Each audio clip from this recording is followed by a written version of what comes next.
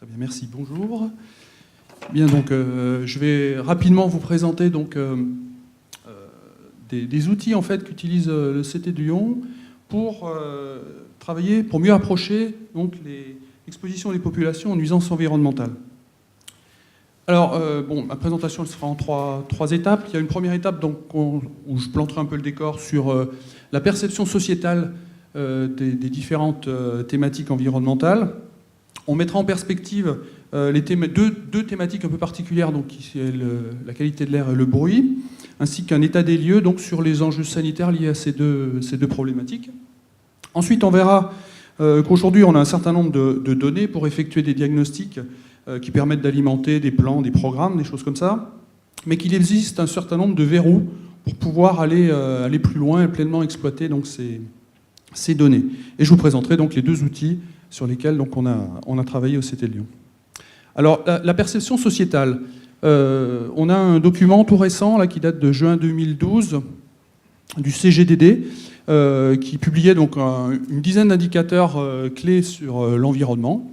Et parmi ces indicateurs clés, il y en a un, c'est sur la perception justement de la société donc vis-à-vis de certaines thématiques environnementales. Donc les gens ont été interrogés et ils ont donc naturellement donc, proposé un certain nombre de thématiques environnementales.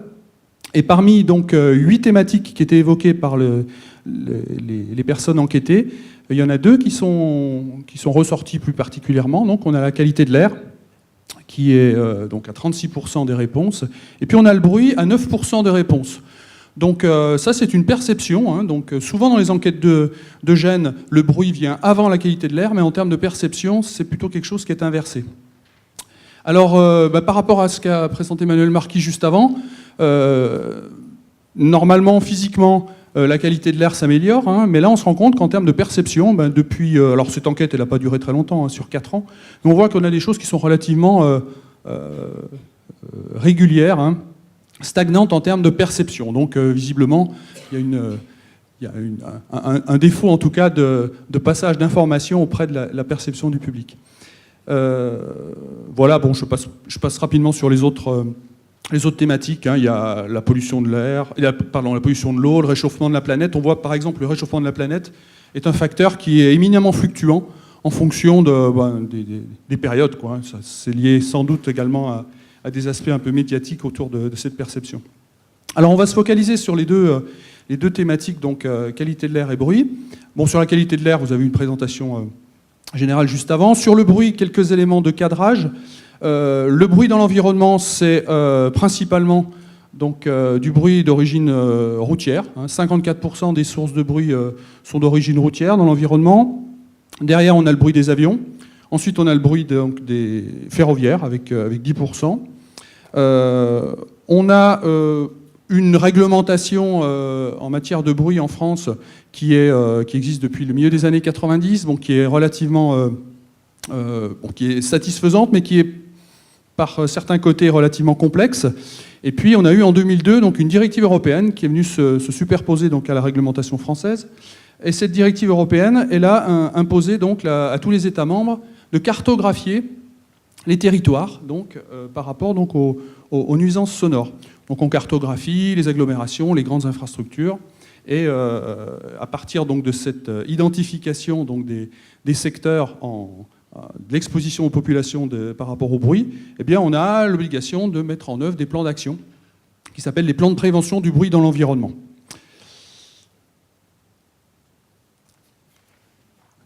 Alors les liens entre pollution atmosphérique et bruit sont assez évidentes, hein, puisqu'on a notamment des sources émettrices qui sont communes à ces deux thématiques, mais on se rend compte qu'elles sont très très rarement traitées de façon simultanée. Alors il y a des similitudes méthodologiques, hein, on l'a bien vu tout à l'heure sur le schéma qu'a présenté Emmanuel Marquis. On travaille à la fois sur des données d'émission, ensuite sur les conditions de propagation, puis sur les conditions d'exposition. Mais on se rend compte que finalement l'étude conjointe de ces deux pollutions présente un autre intérêt, celle de pouvoir mettre en évidence des parties de territoire multi-exposées ou co-exposées, qu'on pourrait qualifier donc de ce qu'on appelle les points noirs environnementaux. Alors, partant de ce constat-là, on se dit que finalement, bon, avant d'arriver à une prise en compte efficiente donc, de ces co-expositions, il y a un certain nombre de problématiques qui ne sont pas encore forcément levées, puisqu'on a des difficultés méthodologiques, hein, puisqu'on a quand même, tout à l'heure, on a parlé de choux et de carottes, c'est un petit peu le cas hein, en matière de qualité de l'air et de bruit. Notamment, on n'a pas d'indicateur commun, donc il faut réfléchir donc, à un indicateur qui traduit bien la co-exposition donc, à ces deux types de nuisances. On a encore moins de contexte réglementaire. Aujourd'hui, on a des réglementations qui sont complètement séparées. Et donc, il faut certainement donc, améliorer notre connaissance scientifique, notamment des interactions entre agents physiques et chimiques, pour essayer de tendre vers effectivement une prise en compte d'une co-exposition à ces différentes sources de nuisances. Alors, en termes d'effets sanitaires, bon là, vous avez un tableau récapitulatif sur les effets sanitaires de la pollution atmosphérique et du bruit. Bon, je ne vais pas rentrer dans le détail, mais on se rend compte que on a un certain nombre de points communs, tout d'abord. Hein. On a des effets qui peuvent être, notamment des effets subjectifs, qui peuvent avoir une part importante dans les deux catégories. On se rend compte également que quand on parle d'indicateurs communs, on se dit ça serait bien d'avoir une unité commune pour pouvoir les apprécier. Quand on regarde la littérature, on se rend compte qu'il y a un indicateur qui est aujourd'hui publié officiellement. C'est le nombre d'années de vie perdue en fonction justement de ces nuisances. Donc on voit que en matière de pollution atmosphérique, on estime qu'en France, on a 300 000 années de vie perdues par an. Donc à ramener aux 42 000 décès dont on parlait. Hein. Donc ça, c'est un certain nombre d'années de vie, donc des décès anticipés en fait. En matière de bruit, alors on n'a pas d'étude française, mais on a une étude OMS Europe toute récente, là, qui date de 2011, qui a identifié à peu près 1 million d'années de vie perdues par an en Europe. Donc c'est dans les grandes villes européennes. Il y avait une dizaine de grandes villes, donc on peut estimer que la France représente à peu près 1/10 de ce territoire-là. Et on se rend compte que finalement, la perception sociétale qu'on avait tout à l'heure, hein, avec un rapport de 36% pour l'air et 9% pour le bruit, elle est relativement en cohérence avec la réalité des années de vie perdues. On a des proportions qui sont relativement similaires. Alors, parallèlement à ces approches thématiques, l'aménagement du territoire donc, est régi par toute une panoplie de plans, de programmes, hein, de schémas, etc. Les PLU, les SCOT, donc là vous avez les PPA, etc. Pour lesquels des éléments de diagnostic environnementaux sont indispensables pour pouvoir établir des stratégies donc, de développement. Alors, suite à ce décor, on va dire, on peut faire le constat suivant. Donc, tout d'abord, on a des enjeux sanitaires et de qualité de vie qui sont avérés, qui sont partagés aujourd'hui. On a un cadre de référence en termes de plan, programme, schéma qui est relativement complet, hein, relativement complet, donc, notamment en fonction des échelles de territoire qui sont traitées. On a également du suivi des actions. On a des dispositifs techniques d'évaluation des nuisances en place. Mais on se rend compte qu'il peut y avoir également des pistes de progrès, notamment donc, si on peut favoriser le dialogue entre acteurs. Je pense que la journée d'aujourd'hui en est un très bon exemple. Essayer d'éviter, de dépasser les approches trop expertes ou trop monothématiques pour une meilleure évaluation des actions et mettre à disposition donc, un certain nombre d'outils de diagnostic qui soient adaptés notamment aux différences d'échelle d'analyse. Puisque, on l'a vu dans les différents exemples aujourd'hui, on peut très bien travailler à l'échelle de toute une région comme à l'échelle d'un bâtiment. Et donc, avoir des outils qui permettent de couvrir ces deux approches-là, ce n'est pas forcément évident à trouver. Alors, finalement, quand on cherche à approcher l'exposition réelle des populations donc, par rapport à des nuisances environnementales, on est confronté finalement à deux types de grandes familles d'approches. Ce matin, on a vu donc les approches de type que je qualifierais de microscopiques, donc, qui sont notamment les approches épidémiologiques, qui sont concentrées donc, sur des notions de doses, qui sont extrêmement précises en termes d'impact, mais qui sont par contre très coûteuses et qui sont également qu'il est relativement difficile de rattacher donc, à une spatialisation. Puis à côté de ça, on a des approches plus macroscopiques. Ce sont les diagnostics, ce sont les cartes de bruit, les cartes de qualité de l'air qu'on a vues, hein, qui permettent d'évaluer donc de manière quantitative les expositions et qui sont, toutes choses étant égales par ailleurs, relativement faciles à mettre en œuvre. Et donc ces deux approches-là, finalement, on se dit qu'elles peuvent peut-être être complémentaires l'une de l'autre, et chacune peut alimenter en fait l'autre, et donc permettre une meilleure prise en compte justement de l'exposition par rapport à ces différentes contingences environnementales. Alors le premier outil que je vais vous présenter, c'est donc la plateforme des points noirs environnementaux air bruit de Rhône-Alpes. Donc on s'est volontairement limité à deux thématiques environnementales, sachant que c'est des choses qui peuvent évoluer, donc l'air et le bruit. Donc cette action, c'est une action qui avait donc trouvé une première, qui était apparue donc dans le plan national santé-environnement numéro 2, qui avait une fiche donc, qui s'appelait Lutte contre les points noirs environnementaux. Et donc ce plan national faisait le constat que le territoire français n'était pas égal en termes d'exposition aux différentes nuisances environnementales et qu'il pouvait y avoir donc un intérêt à identifier les zones de superposition, justement, de surexposition à ces nuisances. Donc le plan national santé-environnement donc, est décliné par des plans régionaux. Et donc le plan Rhône-Alpes, plan régional santé-environnement Rhône-Alpes, qui est un plan donc, sur la période 2011-2012, 2014, intègre justement un outil d'identification de ces secteurs en surexposition, qui est donc la plateforme des points noirs environnementaux. Donc voilà une description rapide de cette plateforme. C'est donc une plateforme dans laquelle on a tout d'abord une base de données commune, donc dans laquelle on retrouve tous les trafics, les données de population, etc. Donc commune à la fois à l'air et au bruit. Ça nécessite tout un tas de mises en cohérence, hein, parce qu'on a des origines de données qui peuvent être relativement diverses. Ensuite, on a, à partir de cette base de données commune, des cartographies thématiques séparées, donc une carte air, une carte bruit, et également, donc après, des cartographies combinées, air et bruit, qui mettent en évidence, justement, à partir d'indicateurs, entre guillemets, composites, qui mettent en évidence donc, les zones les plus exposées, donc les points noirs environnementaux.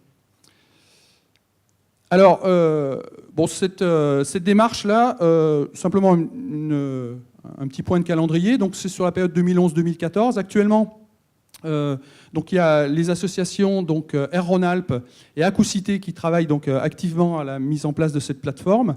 Ont mis au point, sont en train de mettre au point les deux cartographies thématiques, air et bruit. Et donc, à partir de 2013, on pourra commencer à travailler donc, concrètement sur des cartographies combinées, et notamment sur la définition d'indicateurs composites, et puis surtout d'indicateurs qui permettraient après de hiérarchiser les différentes zones, donc les zones les plus exposées, donc les points noirs environnementaux. Donc ça, c'est du travail qui va être à venir, donc 2013-2014. En ce qui concerne les indicateurs, le CT de Lyon était déjà intervenu donc, en 2008 sur un programme de recherche européen qui s'appelait donc ALPNAP, Alp Noise and Air Pollution. C'était un programme donc, qui avait pour objectif de regarder un petit peu quels outils permettaient justement de faire ces superpositions d'impact en testant un certain nombre de scénarios de trafic donc, à travers des axes alpins. Et donc il y avait un itinéraire qui avait été identifié, c'était la vallée de la Maurienne, donc, qui est le Val de Susa en Italie, sur lequel donc, on avait établi donc, des cartes thématiques, une carte d'indicateur d'exposition au bruit, qui croisait donc, les niveaux de bruit et les populations donc, qui étaient exposées à ces niveaux de bruit, et puis une carte d'exposition donc, aux polluants atmosphériques. Donc là, c'était une carte qui était notamment par rapport au NOx, qui croisait également donc, concentration de polluants et population. Et puis à partir de là, donc, on pouvait imaginer une carte d'indicateurs composites donc, qui combinait justement ces deux indicateurs-là, qui étaient tous les deux sur des échelles de 1 à 6, donc des choses relativement simples à traiter. Alors, cette approche, on va dire cartographique, c'est une approche qui, malheureusement, compte tenu des indicateurs qu'on utilise, que ce soit les indicateurs bruit ou les indicateurs qualité de l'air, sont des indicateurs qui permettent de faire une approche statique. Mais finalement, on se rend compte, qui est souvent moyenne d'ailleurs, soit journalière en termes de bruit, soit annuelle, etc.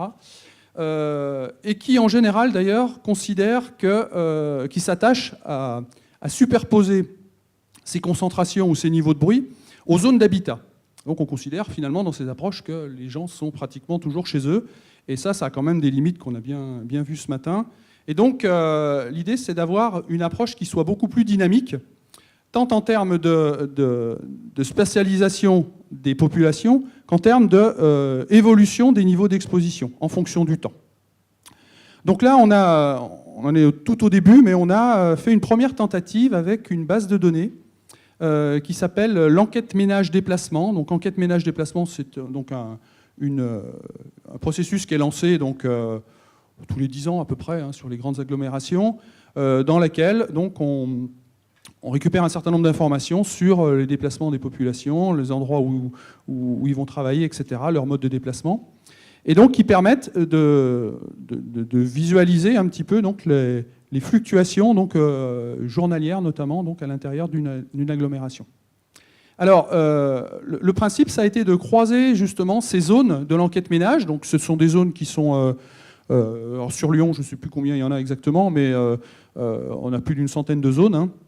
Donc, c'est plus précis que les données, donc, que les découpages iris donc, de l'INSEE.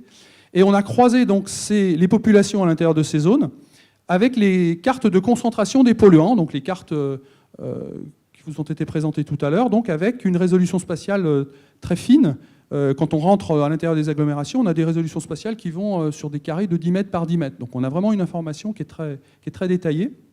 Et on a une information par modélisation qui est valable toutes les heures, en fait. Donc toutes les heures, en croisant cette résolution spatiale avec les endroits où on a des populations, ou les endroits où on a des zones d'emploi, par exemple, eh bien, on peut avoir une certaine dynamique donc, qui se met en place d'évolution donc, à l'intérieur de ces différents secteurs.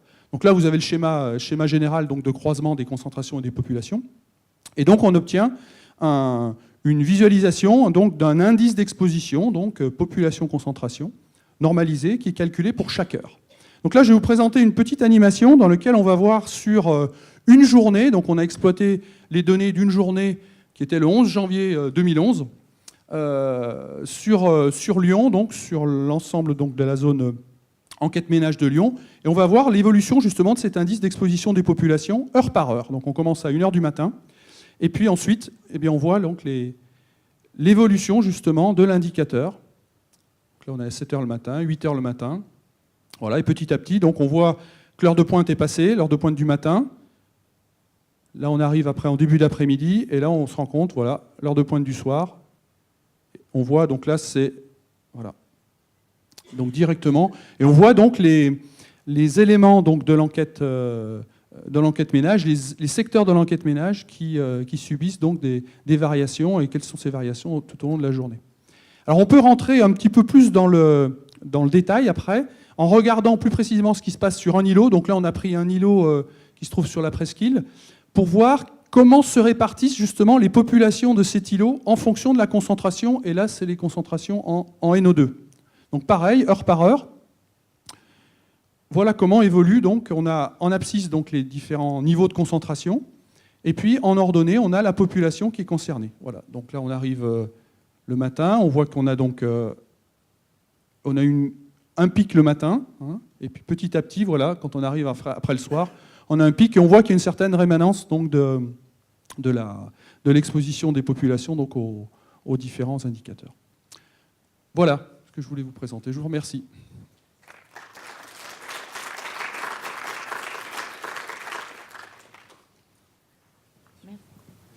J'ai juste vu le mot Zappa apparaître dans le PowerPoint là, que vous avez montré. Il y a le terme Zappa est apparu.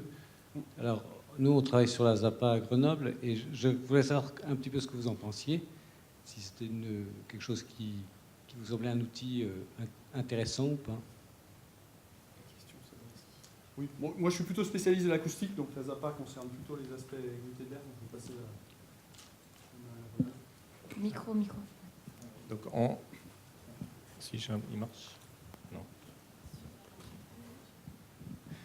Donc, en effet, nous aussi, on est associés donc, à l'évaluation des appâts de Lyon et Grenoble. Alors, bon, indépendamment du processus politique, ce qu'on peut dire, pour gagner les émissions sur le secteur des transports, en gros, il y a 3 moyens. Le premier moyen, c'est de réduire les véhicules kilomètres des voitures et des camions. On enlève des voitures et on émet moins de polluants, donc ça c'est automatique, ça marche très bien. C'est difficile à mettre en œuvre. La deuxième chose, c'est améliorer les performances technologiques du parc. C'est le graphique qu'on voyait tout à l'heure, c'est-à-dire que de manière tendancielle, le parc s'améliore parce qu'on met en œuvre des normes euro. C'est la réglementation européenne, donc de manière tendancielle, le parc s'améliore. Mais pour aller plus vite, on peut aussi mettre en œuvre des dispositifs de type ZAPA, c'est-à-dire qu'à un moment donné, on force l'accélération du parc. Et ça, c'est très efficace pour gagner des émissions de polluants. En gros, sur les dispositifs ZAPA qu'on a testés, on peut gagner 15 ou 20% d'émissions de polluants sur la zone sur laquelle on applique la ZAPA. Donc je ne sais pas si la ZAPA c'est une bonne chose, c'est acceptable socialement ou économiquement, mais en termes techniques et du point de vue des émissions de polluants, une ZAPA, ça peut être extrêmement efficace pour gagner des émissions et pour gagner de l'exposition de la population. Donc le deuxième levier, c'est le parc, et le troisième levier, c'est de jouer sur la congestion et sur la vitesse de circulation. Il a été question à plusieurs reprises du périphérique en termes de bruit et de pollution. L'idée souvent partagée d'abaisser la vitesse de 90 à 70 km/h, quels sont les impacts pressentis en termes de bruit et de pollution, tout simplement? Oui, donc juste pour info, je vous ai mis un petit film qu'on est au cinéma quand même, c'est ce qui préfigure en fait ce que seront peut-être les outils de demain de visualisation de la pollution atmosphérique. Enfin, on a superposé simplement nos cartes de modélisation à un fond Google 3D, mais voilà, on voit que ça permet de repérer des choses.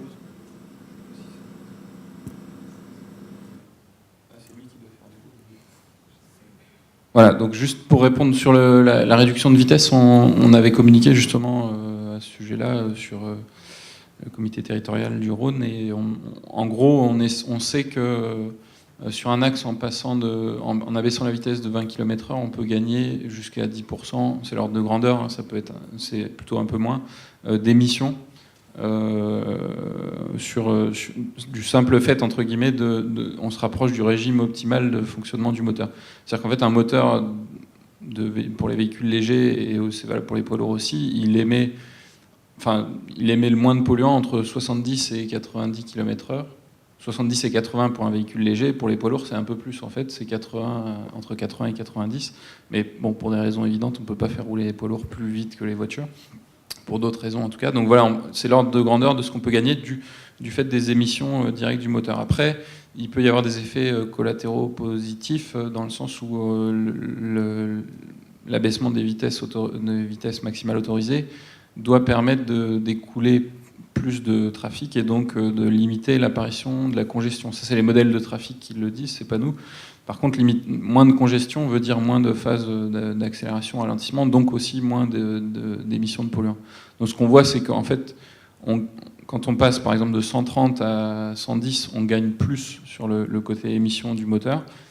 Quand on passe de 90 à 70, on gagne surtout du fait de l'optimisation de l'apparition de la congestion. Voilà pour le côté pollution atmosphérique. Pour le bruit, le passage de 90 à 70 km/h, c'est à peu près 2 décibels de moins.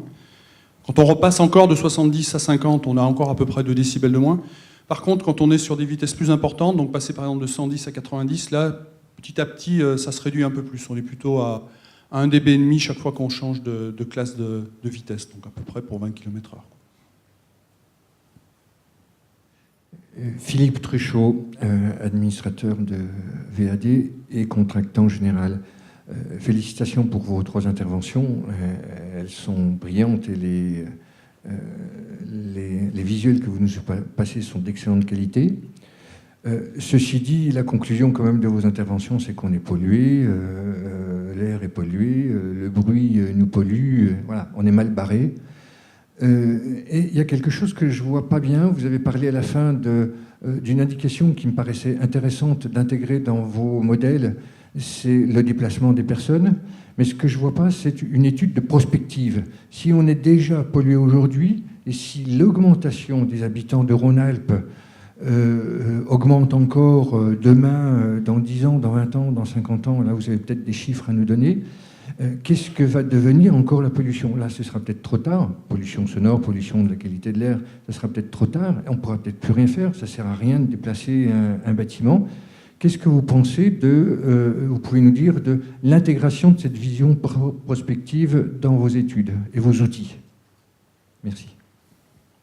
Je vais tenter une réponse que mes collègues compléteront peut-être, mais en fait, on l'a montré dans certaines diapos peut-être un peu vite, on a effectivement nos outils aujourd'hui de modélisation qui permettent de produire ces cartes que vous avez, ont plusieurs intérêts. Ça permet de spatialiser l'information sur la pollution réelle, enfin, ce qu'on constate aujourd'hui, de prévoir pour le lendemain, voilà, enfin, d'avoir des modèles en fonction de la météo, etc. Et ça a un autre gros intérêt, c'est que ça permet de faire de la prospective, c'est-à-dire qu'on joue sur les données d'entrée, donc les émissions, etc., et on voit ce que ça va donner.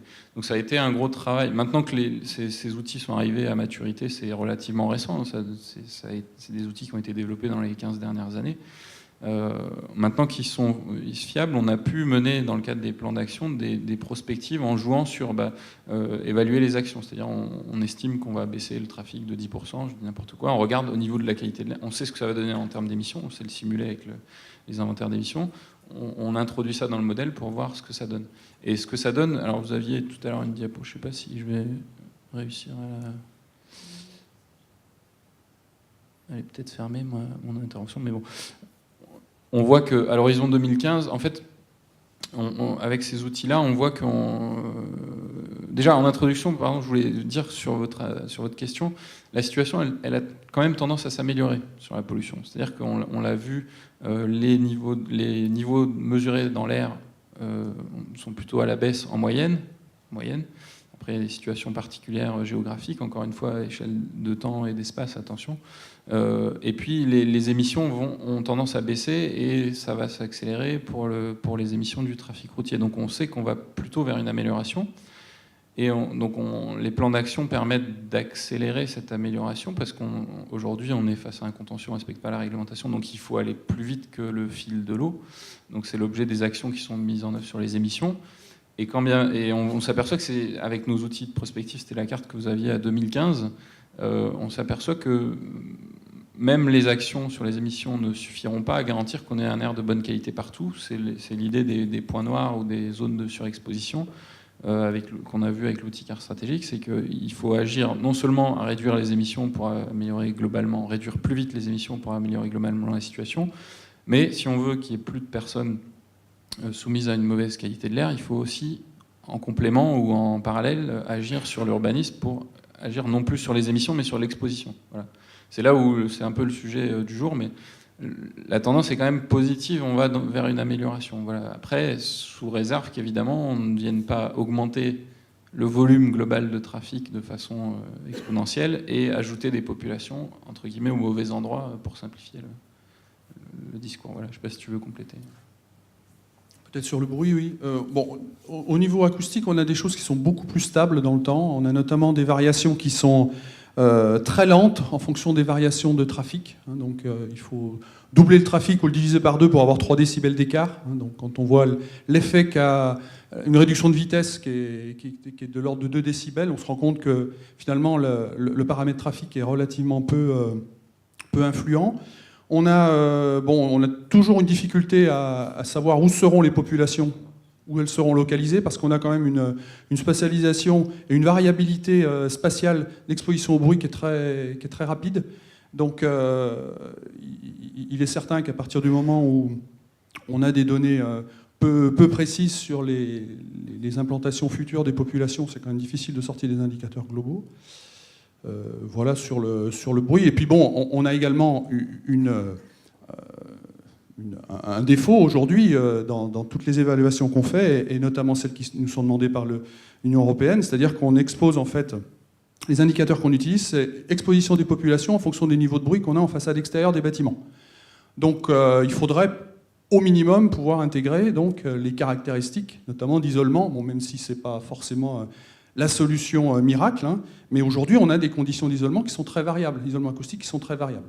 Donc si on veut vraiment avoir une relation directe entre effet santé, donc c'est vraiment les gens à l'intérieur de le logement, et c'est pas les niveaux de bruit en façade extérieure qui suffisent, quoi. Et là ce sont des bases de données dont on ne dispose pas, hein. On n'a pas du tout d'indications fines sur les emplacements, à part les bâtiments récents qui respectent un certain nombre de standards en termes d'isolation acoustique. On ne sait pas cartographier ce genre de choses, quoi. Donc là, on a des limites aujourd'hui techniques à l'exercice, quoi.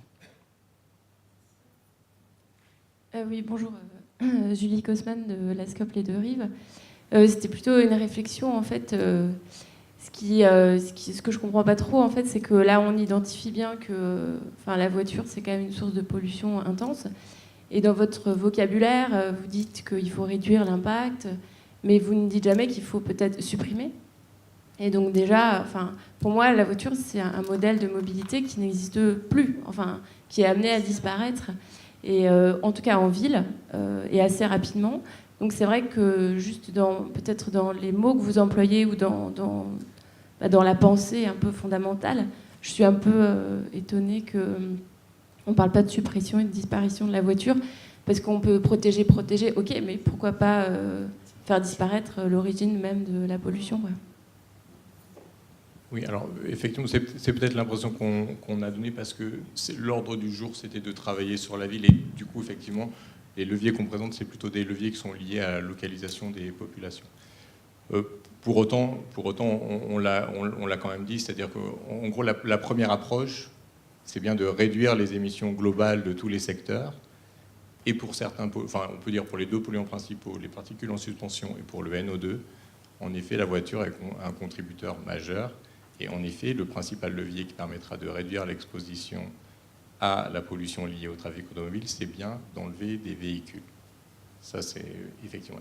Et ce levier-là, on le travaille ils sont travaillés dans le cadre des plans d'action, et notamment du plan de protection de l'atmosphère. Dans le plan de protection de l'atmosphère de la région urbaine de Grenoble, de Lyon ou de Saint-Étienne, il y a bien des actions qui sont très ambitieuses sur les transports. Donc ça, c'est bien une question. Nous, on travaille dans ce sens-là. Est-ce que ces actions seront suivies des faits ? On n'a pas la maîtrise de ça. Mais en tout cas, effectivement, le levier principal, c'est bien d'enlever des voitures. Oui, en fait, ça nous paraît tellement évident qu'on ne l'a pas rappelé. Mais je veux dire, c'est le premier levier que vous avez, diminuer les émissions, les niveaux de pollution, ça passe par réduire les émissions. Une façon de réduire les émissions, c'est de diminuer le volume global de trafic. Maintenant, si le trafic reste à un niveau, si on garde un niveau de trafic équivalent, on voit qu'on aura quand même une réduction qui est due à l'amélioration du parc. Donc effectivement, on aurait dû le présenter comme ça, mais l'idée, c'était bien de se focaliser sur le deuxième gros levier aujourd'hui, qui était en complément de réduire les émissions, on adapte l'urbanisme. Je voulais simplement faire une petite remarque en complément, c'est que ça tombait bien que nos présentations se suivent, le programme était très bien prévu, puisque Bernard Miège vous a parlé de cartes air-bruit. Bien évidemment, les cartes stratégiques qu'on a présentées sur l'air juste avant, ça devrait finir par converger, c'est-à-dire que, comme tu l'as souligné, il ne faut pas avoir une approche monothématique de façon parallèle. Donc l'idée, c'est bien d'inclure dans ces outils tous les thèmes possibles, et là on commence à savoir le faire, ou en tout cas on essaye de le faire, et c'est un peu nouveau d'ailleurs en Rhône-Alpes, sur l'air et le bruit en même temps. Après on verra pour d'autres thématiques, mais voilà, c'est le début d'outils un peu intégrés. Voilà. 2-3 remarques, questions. La première, qu'est-ce que vous pensez du véhicule électrique pour réduire les émissions de polluants en ville ?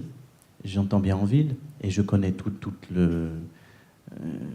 ce que charrie avec elle cette imagerie de la subvention. Mais enfin, on est quand même là devant effectivement une technologie qui, au moins sur les secteurs concentrés de population et d'émissions, peut-être participer au panel des réponses.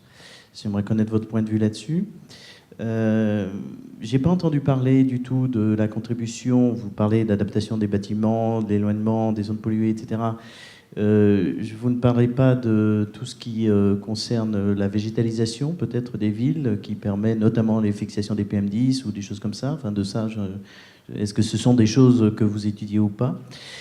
Et puis, dans quelle mesure la réglementation est-elle, dont vous dites que nous sommes assez systématiquement en dehors au niveau de l'État français, j'aimerais connaître quelle est-elle quand on parle du niveau collectivité. Est-ce qu'elle s'applique de la même manière ? Moi, j'ai des souvenirs assez cuisants d'hôpitaux implantés le long de ce que le précédent intervenant appelait des VRU, ici dans l'agglo, et qui, sur des cartes démontrant parfaitement les niveaux de NO2, de PM10, etc., sous des champs de dispersion de la 43 et autres, n'ont pas hésité à implanter des cliniques. C'est vrai que l'hôpital est pas très loin du cimetière communautaire. Bon, voilà, j'aimerais connaître votre point de vue sur ces 3 éléments. Alors, sur les véhicules électriques, en milieu urbain, oui, évidemment, ça permet de supprimer l'émission de polluants directs. Il y a d'autres problématiques sur le véhicule électrique, mais qui ne nous concernent pas, nous, au niveau qualité de l'air, mais bon, on peut y être favorable. Ça va pour moi dans le développement de la mobilité urbaine douce, entre guillemets, enfin, évolution de la mobilité urbaine. Donc oui, c'est un fait que ça permettra aussi de réduire les émissions liées au trafic, si ça se développe. Le deuxième point, je ne me rappelle plus, la végétalisation, oui. Alors, la végétalisation, pour ce qui concerne la qualité de l'air, et de ce que nous, on connaît, ça permet, c'est à la marge, quoi. C'est-à-dire qu'on ne gagne pas énormément en niveau de polluants du fait de la végétalisation. Alors, c'est peut-être un champ de recherche ou autre, mais bon, ça reste assez marginal comme effet sur la pollution atmosphérique a priori.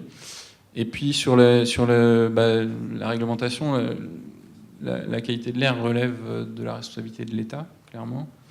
Maintenant, sur tous les projets, les collectivités font partie de nos organismes de surveillance, puisque je ne l'ai pas rappelé, mais les associations de surveillance de qualité de l'air agréées sont des organismes quadripartites du fait de l'application de la loi sur l'air. Autrement dit, ils sont représentés les collectivités, l'État, les industriels et la société civile, et des experts, etc. Donc on a tout le monde autour de la table. Il y a une gouvernance de la qualité de l'air qui, en principe, existe, une gouvernance partagée.